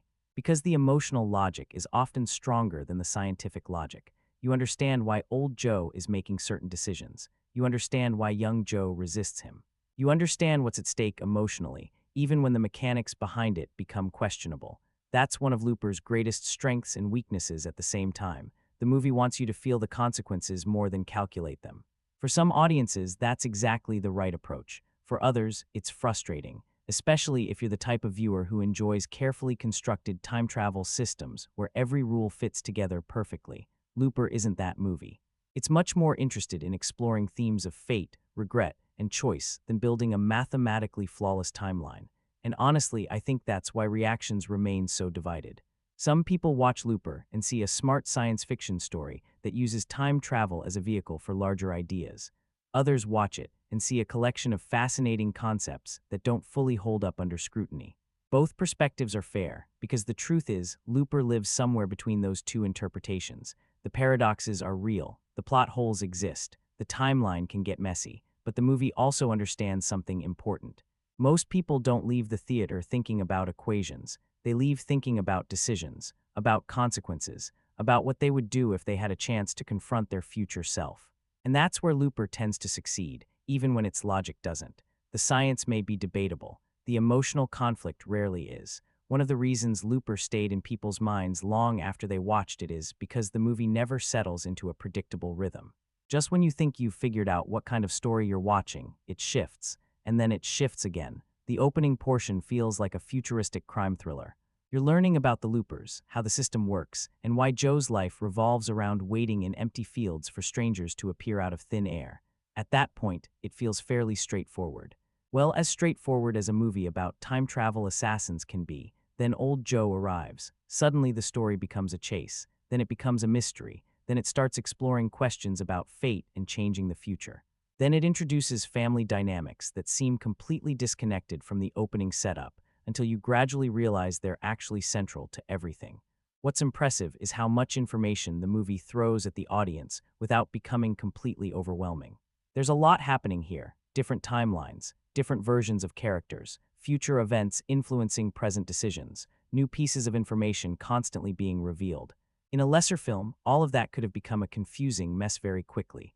Looper somehow manages to keep most viewers oriented, even when they don't fully understand every detail. Part of that comes from how the narrative unfolds. The movie doesn't reveal everything at once. Instead, it keeps layering information on top of what you've already learned. Every major development tends to reframe something that came before it. You think you understand old Joe's mission. Then you learn more. You think you understand the importance of certain characters. Then the story changes your perspective. You think you know where the film is heading. Then it takes a turn that sends things in an entirely different direction. That's what gives Looper its sense of momentum. It's not relying solely on action scenes to keep the audience engaged. Curiosity becomes one of the film's most valuable tools. You keep watching because you want answers. Who exactly is the Rainmaker? How does the future connect to the present? What role does Sid actually play? Can the future be changed? And perhaps most importantly, which version of Joe is right? The movie is constantly feeding those questions. Now, to be fair, complexity and clarity aren't always the same thing. Some viewers absolutely love how layered the story is. They enjoy piecing together clues, connecting timelines, and figuring out how everything fits together. Others find parts of the narrative unnecessarily complicated. There are moments where Looper asks the audience to absorb a lot of information very quickly. If you miss a key detail or get distracted during an important explanation, you can find yourself scrambling to catch up. That's probably why some people describe the film as demanding. Not because it's impossible to understand, but because it expects your attention. This isn't really a movie you can casually half-watch while scrolling through your phone. The story requires engagement. And honestly, I think that's part of its appeal. It treats the audience like active participants rather than passive observers. At the same time, the film occasionally flirts with becoming too ambitious for its own good. There are so many ideas packed into the narrative that not all of them receive equal development. Some concepts feel fully explored. Others arrive, make an impression, and then move aside for the next revelation. You can almost feel the movie's excitement about its own ideas. Sometimes that's exhilarating. Sometimes it contributes to the feeling that Looper is juggling more than it can comfortably hold. But even when the structure becomes messy, it rarely becomes boring. That's an important distinction. I've seen plenty of science fiction films with simpler stories that left far less of an impression. Looper may occasionally overcomplicate things, but it does so because it's constantly trying to push the narrative somewhere unexpected, and that unpredictability becomes one of the movie's greatest strengths. You never feel completely certain about where the story is going. The film keeps revealing new layers, introducing new stakes, and changing the way you interpret what you've already seen. By the time everything finally comes together, you've experienced something that feels much larger than the relatively simple premise introduced at the beginning. That's not easy to pull off. The story starts with a hitman waiting for a target. It ends somewhere far more ambitious. Whether every piece fits perfectly is debatable, but the journey itself remains one of the most engaging aspects of the film. For a large portion of Looper, the most important character in the movie isn't even on screen. In fact, for a while, we're not entirely sure who that character is. All we have is a name, the Rainmaker, and somehow that name manages to cast a shadow over almost everything that happens in the story. What's interesting is how little information the movie gives us at first. In a lot of sci-fi thrillers, the big villain gets introduced early. You know who they are, what they want, and why they're dangerous. Looper takes the opposite approach. The Rainmaker is more of a rumor than a person, a future crime boss, a mysterious figure who has completely changed the criminal world, someone powerful enough to start closing loops on a massive scale and terrifying enough that even hardened criminals speak about him with fear. That uncertainty immediately creates intrigue, because the audience starts asking questions long before the movie is ready to provide answers. Who is this person? Why are they so important? What happened in the future to allow them to rise to power? And why does old Joe become so obsessed with stopping them? The film cleverly uses the Rainmaker as both a plot device and a source of tension. Every major decision starts pointing back toward this unseen figure. Old Joe's entire mission revolves around preventing the Rainmaker from existing, while young Joe slowly finds himself dragged into the same mystery. The more the story unfolds, the more you realize the Rainmaker isn't simply a future villain. He's the key to everything. That's what makes the mystery effective. It's not there just to create suspense. It actively drives the narrative forward. Every revelation about the future feels connected to this unknown person waiting somewhere at the end of the timeline. And because the movie refuses to reveal its hand too early, your imagination starts doing some of the work. You begin picturing this unstoppable crime lord, this larger-than-life figure who somehow transformed the future into something darker and more violent. The longer the mystery lasts, the bigger the Rainmaker becomes in your mind. Then Looper does something clever. Instead of giving us exactly what we expect, it gradually shifts the focus away from the idea of a villain and toward the idea of a future being created. That's a very important distinction. Because the Rainmaker eventually stops feeling like a traditional antagonist and starts feeling like a consequence, a product of choices, a result of events, a future that hasn't happened yet but could. And that's where the mystery becomes more interesting than a simple "who is the bad guy" storyline. The question evolves. It's no longer just about identity, it's about causality. It's about whether the future is fixed or whether it can still be changed. Every new piece of information forces both Joe and the audience to reevaluate what they think they know. The Rainmaker isn't merely someone to stop. The Rainmaker becomes a symbol of everything the film is trying to explore about fate, consequence, and responsibility. Of course, not everyone responds to the mystery in the same way. Some viewers love the gradual reveal and the uncertainty surrounding the character. They enjoy watching the puzzle come together piece by piece. Others feel the movie builds so much anticipation around the Rainmaker that the eventual answers can't completely live up to the mystery. That's a fair criticism. Any story that spends a long time building intrigue runs the risk of creating expectations that are almost impossible to satisfy. But even for those viewers, the Rainmaker serves an important purpose. The character keeps the audience engaged, keeps the story moving, keeps questions hanging in the air, and perhaps most importantly, forces every major character to confront the future they're helping create.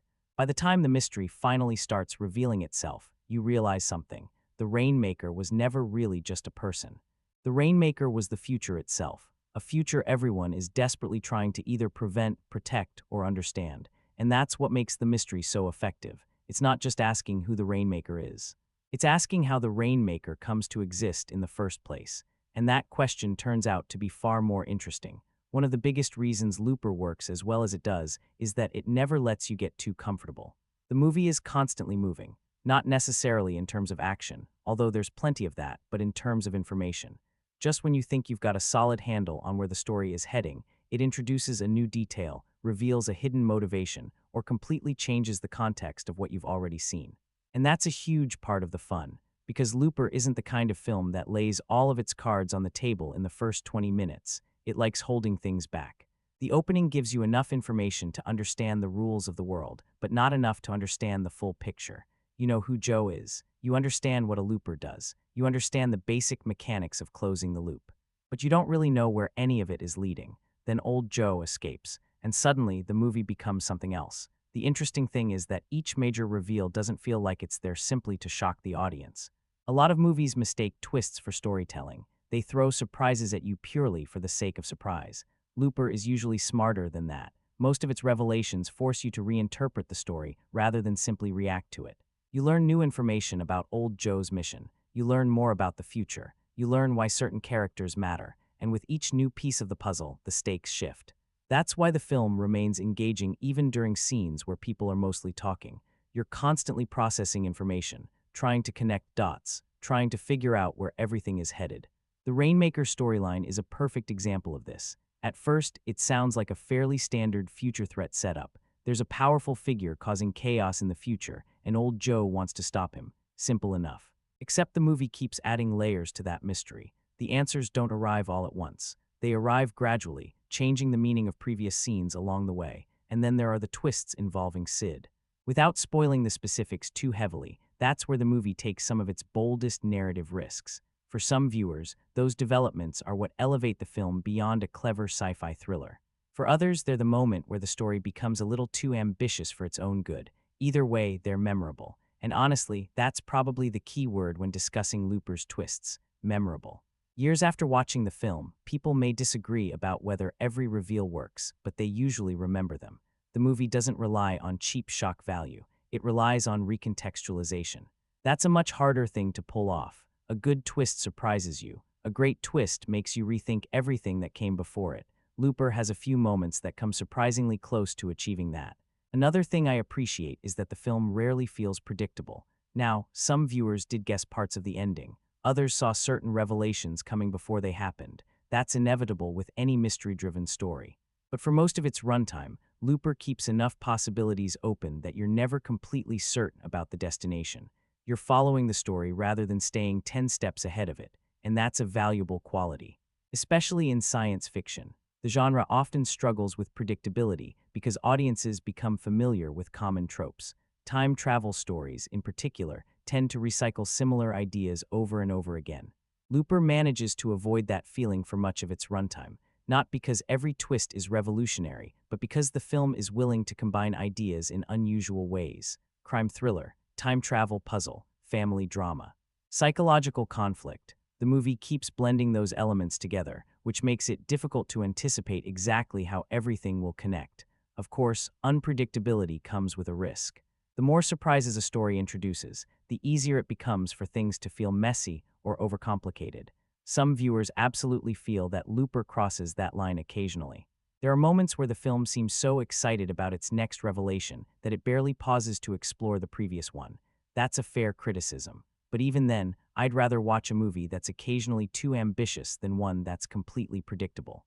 Looper consistently feels like it's trying to stay one step ahead of the audience. Sometimes it succeeds brilliantly, sometimes it stumbles, but it almost never becomes boring. And in a film built around time travel, fate, and changing the future, keeping the audience genuinely unsure about what's coming next is a pretty impressive achievement. It's funny because Looper is often remembered for its ideas first. People talk about the time travel, the paradoxes, the rainmaker, the ending, the themes, but sometimes that conversation makes it sound like this is some quiet, philosophical science fiction drama that occasionally remembers it's supposed to entertain people. It's not, at its core. Looper is still a thriller, a very effective one, actually. The movie understands that all the clever concepts in the world won't matter if the audience isn't emotionally invested in what's happening from scene to scene. That's why Rian Johnson keeps the story moving with tension, pursuit, and the constant feeling that somebody is always running out of time, literally and figuratively. What's interesting is that the action isn't the main attraction, but it never feels like an afterthought either. When violence happens, it matters. There's weight behind it. The movie doesn't throw action scenes into the story simply because audiences expect them every 10 minutes. Most of the confrontations emerge naturally from the characters' goals and conflicts. Old Joe is hunting, young Joe is chasing, the mob is tracking both of them, everybody wants something, and eventually those objectives collide. That's where the thriller aspect becomes so important. The movie works because multiple groups are moving toward different outcomes at the same time. Even during quieter scenes, there's usually an underlying tension because you know somebody is closing in on somebody else. Nobody stays safe for very long. The shootouts themselves are handled well. They're not overly flashy. They're not packed with endless slow motion or exaggerated spectacle. Instead, they're quick, sharp, and often surprisingly brutal. When Bruce Willis starts moving through enemies, you can immediately feel that classic action star presence. The film wisely doesn't overcomplicate those moments. It knows why audiences enjoy watching Bruce Willis in a role like this. Let him be dangerous, let him be efficient, let him remind people why he became an action icon in the first place. At the same time, Looper avoids becoming a pure action movie. The best action scenes usually reveal something about the characters involved. Take Old Joe, for example. Every violent decision he makes pushes him further toward becoming a man willing to sacrifice almost anything for his objective. The action isn't separate from his character arc, it's part of it. The same goes for young Joe. His encounters aren't just physical challenges. They're forcing him to make choices, reevaluate priorities, and confront consequences he previously ignored.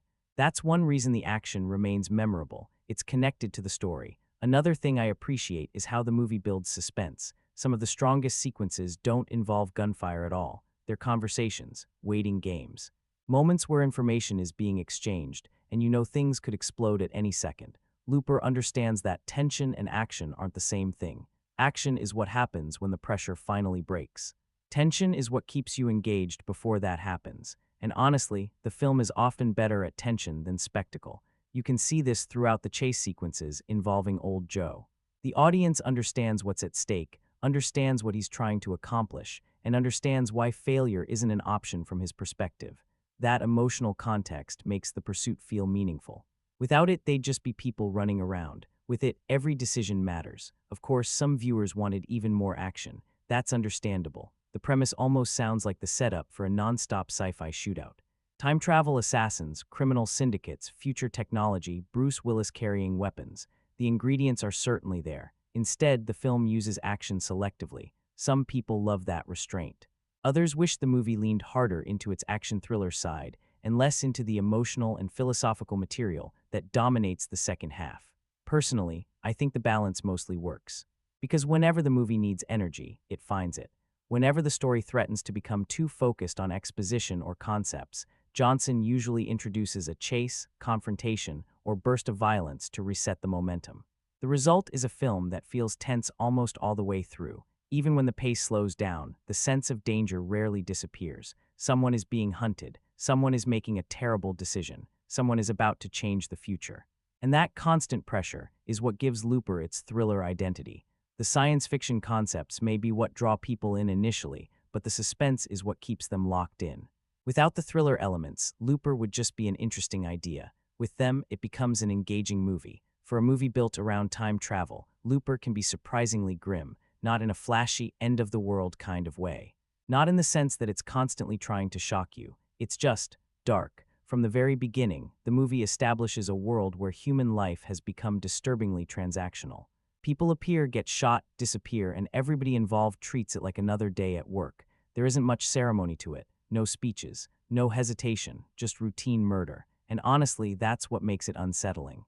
The violence in Looper isn't always excessive, but it often feels cold. The Loopers aren't soldiers fighting for a cause. They're not heroes protecting innocent people. They're paid killers carrying out instructions from people they'll never meet.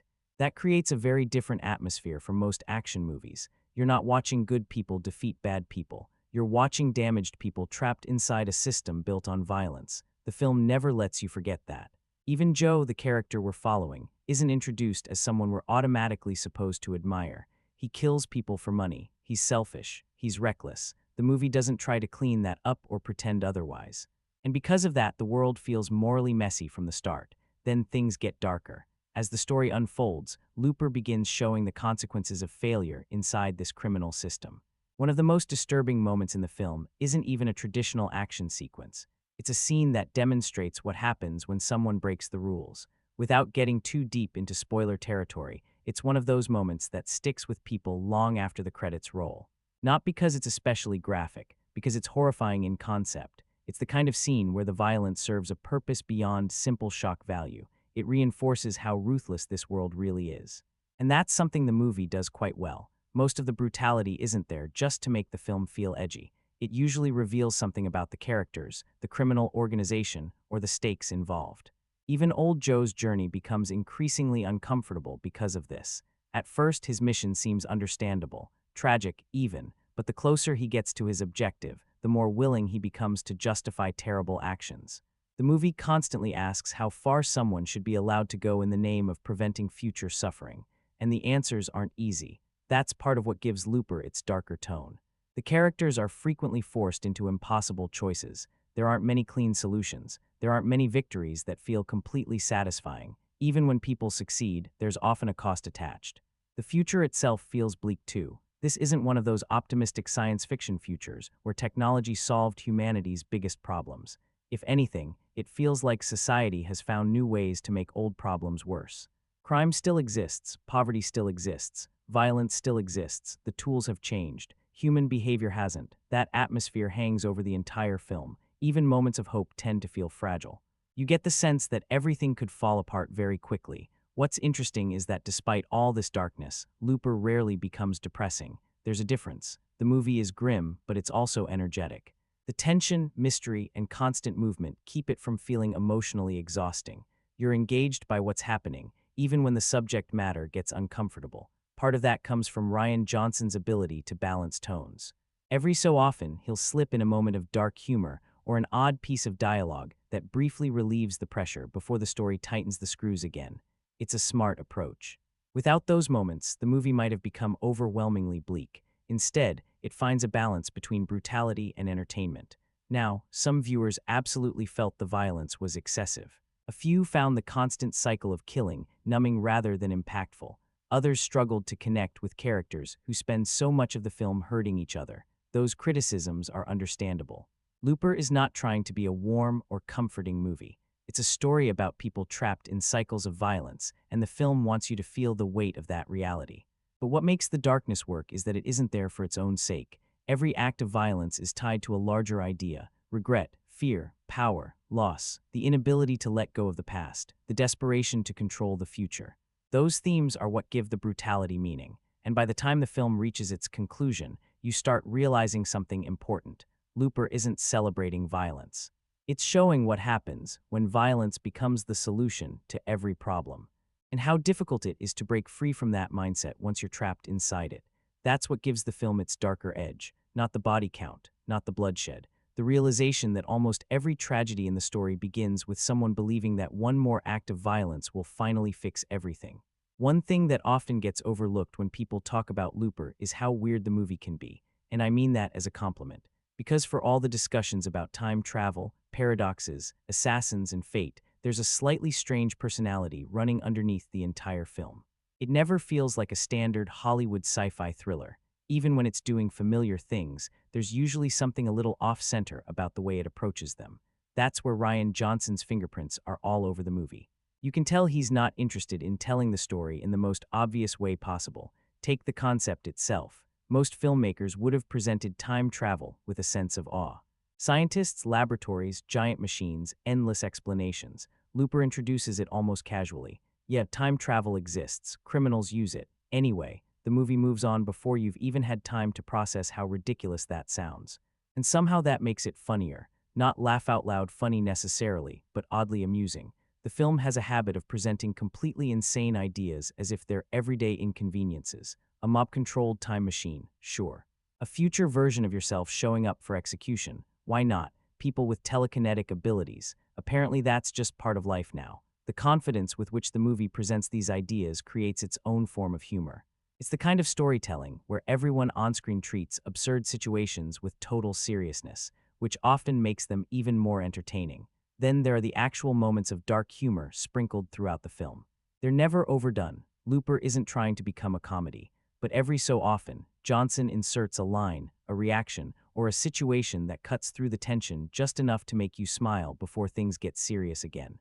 Those moments are important. Without them, the film could easily become too heavy. Remember, this is a story filled with murder, loss, criminal organizations, and people literally confronting their own mortality. That's a lot of darkness to carry for 2 hours. The humor acts like a pressure valve. It gives the audience room to breathe. What I particularly like is how the offbeat tone makes the world feel more natural. Real life isn't one emotion all the time. Even during stressful situations, people make jokes. They say strange things. They react unexpectedly. Looper understands that.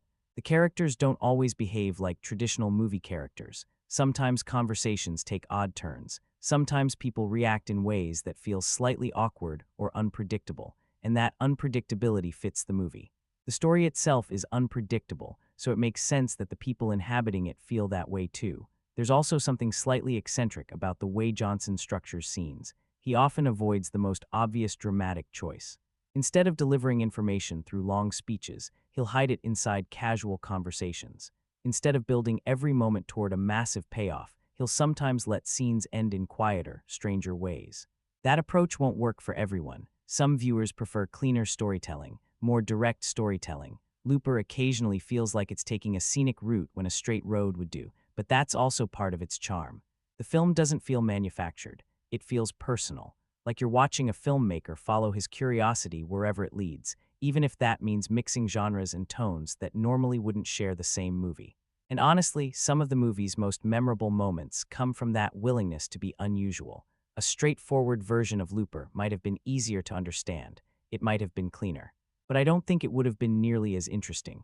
The weirdness gives the film character. The dark humor keeps it from becoming oppressive. The offbeat storytelling helps it stand out from dozens of other sci-fi thrillers that follow more predictable paths.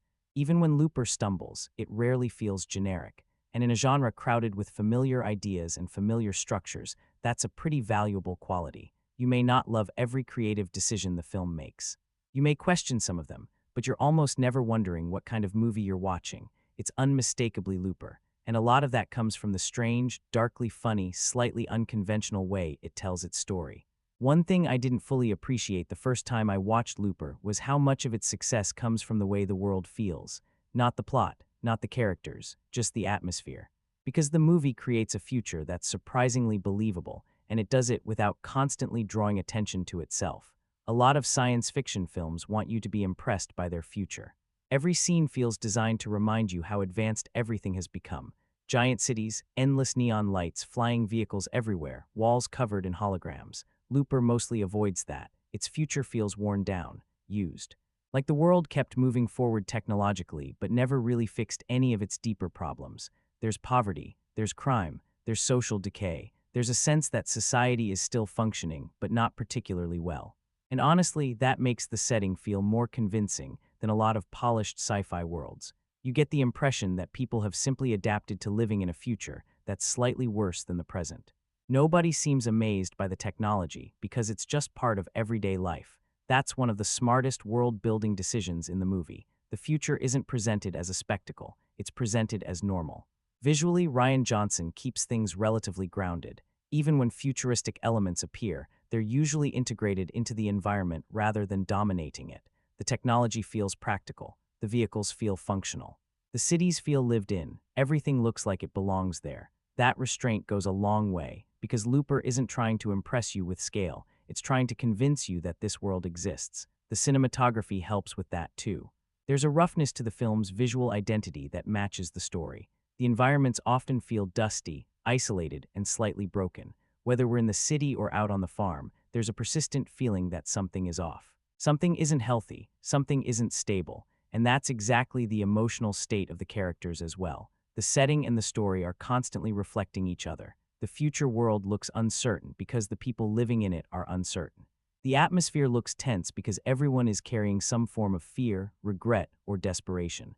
Now, when it comes to special effects, I actually think Looper shows a lot of restraint, and that's a good thing. This could have easily become a CGI-heavy spectacle. The premise certainly allows for it. Time travel, futuristic cities, telekinetic powers, and large-scale action scenes are all opportunities to flood the screen with visual effects. Instead, the movie uses them carefully. Most of the effects exist to support the story rather than dominate it. When something extraordinary happens, it feels significant because the film hasn't spent the previous 20 minutes throwing visual noise at the audience. The telekinetic sequences are a good example. For most of the movie, those abilities remain relatively subtle. Then when the story finally unleashes their full potential, the impact feels much stronger because the film has been holding back. The same principle applies to the future technology. Less becomes more. By showing restraint, the movie makes its biggest moments stand out. That doesn't mean every visual choice is perfect. A few viewers have pointed out that some scenes can feel a little dark visually. There are moments where the lighting becomes so moody that certain details get lost. It's not a major issue, but it's something that occasionally comes up when people discuss the film. Still, that's a relatively minor complaint compared to how much the overall aesthetic works, because Looper doesn't look like every other science fiction movie released around the same time. It has its own visual personality. You can take a random frame from the film and immediately recognize the world you're in. And honestly, that's harder to achieve than people realize. Many science fiction films spend huge amounts of money creating elaborate visuals, yet end up feeling interchangeable.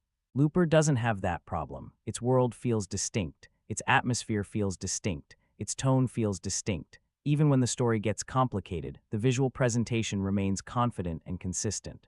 And perhaps that's the biggest compliment I can give the film's style.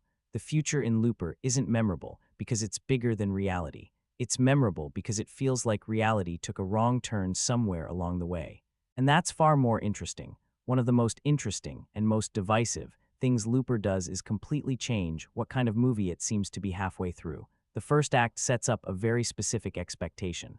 You've got time travel assassins, a criminal organization, a fugitive version of the protagonist, a future crime lord lurking somewhere in the timeline. Everything points toward a tense sci-fi crime thriller. And then the movie suddenly slows down, not completely, but enough that you immediately notice it. Instead of spending all its time in the criminal underworld, Looper gradually moves away from the city, away from the mob, and away from the mechanics of the Looper system. The story relocates to a farmhouse, and the focus shifts toward a mother and her child.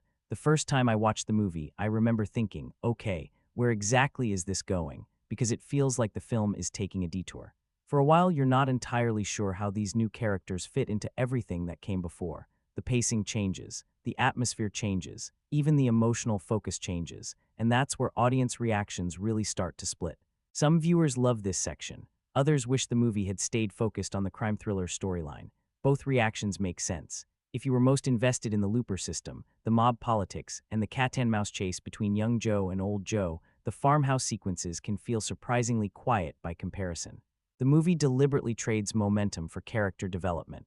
That's a risky move, especially in a film that had been moving at a pretty fast pace up until that point. But here's the thing. The farmhouse material isn't actually a side story. It's the story. The film just takes its time revealing that. Everything involving Sarah and Sid gradually becomes more important than the criminal organization that seemed so central earlier. The mob starts feeling like background noise compared to the larger questions the movie is asking. Can someone escape their future? Can a child become something different from what the world expects?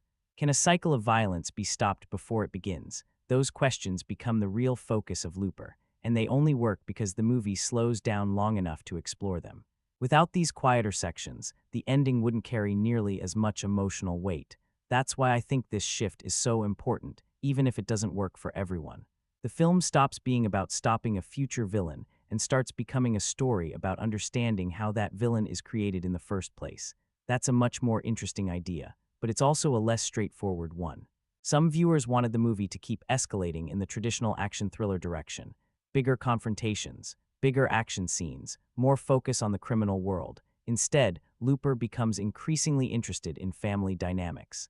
Parenting, responsibility, emotional scars, and how childhood experiences shape the people we eventually become. It's a bold pivot. You can actually feel Rian Johnson steering the movie toward something more personal. The sci-fi elements never disappear, but they stop being the main attraction. The emotional themes take over. What's fascinating is that the entire second half starts reframing the first half. The opening sections are about a system. The later sections are about people. The opening asks how the future works. The ending asks how the future is formed. Those aren't the same question, and that's why the shift matters. It transforms Looper from a clever science fiction premise into a story about choices, influence, and consequences.